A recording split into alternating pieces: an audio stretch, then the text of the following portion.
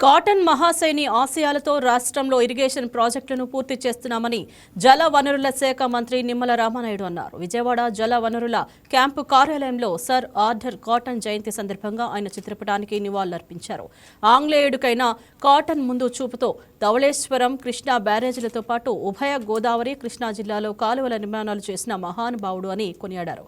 Cotton స్ఫూర్తితో ధవళేశ్వరం బ్యారేజ్కు 117 కొత్త గేట్లు ఏర్పాటు కోసం 150.09 కోట్లు కేటాయించామని, త్వరలోనే పనులు చేపడతామని తెలిపారు.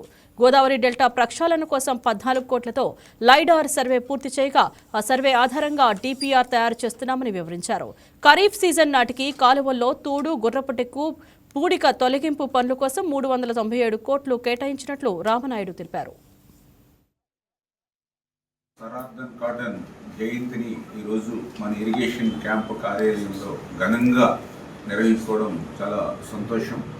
ఎందుకంటే మనందరికీ తెలుసు, ఈరోజు గోదావరి జిల్లాలు పచ్చగా ఉండి 2 పూట్ల అన్నం తినగలుగుతున్నామని అంటే అది కాటన్ మహాశయుడు యొక్క పుణ్యం.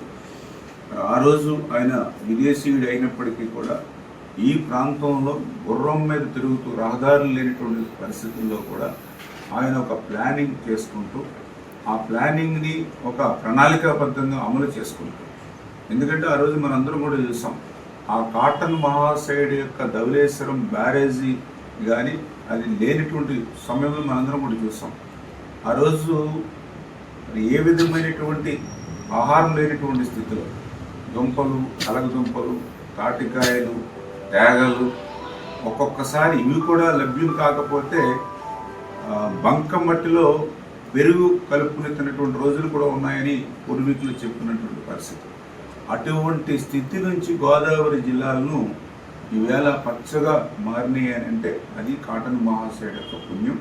అందుకే ఈరోజు ఆ కాటన్ మహాశయుడు విగ్రహాలు ఈరోజు ఈ గోదావరి పరివాహక ప్రాంతంలో ఏ మారుమూల గ్రామానికి వెళ్ళినా ఆయన మనకి దర్శనమిస్తాయి. అటువంటి కాటన్ మహాశయుడు యొక్క ఆశయాలకు అనుగుణంగా ఈరోజు తెలుగుదేశం, జనసేన, బీజేపీ కూటమి ప్రభుత్వం కూడా పనిచేస్తూ ఉంది. Sir Arthur cotton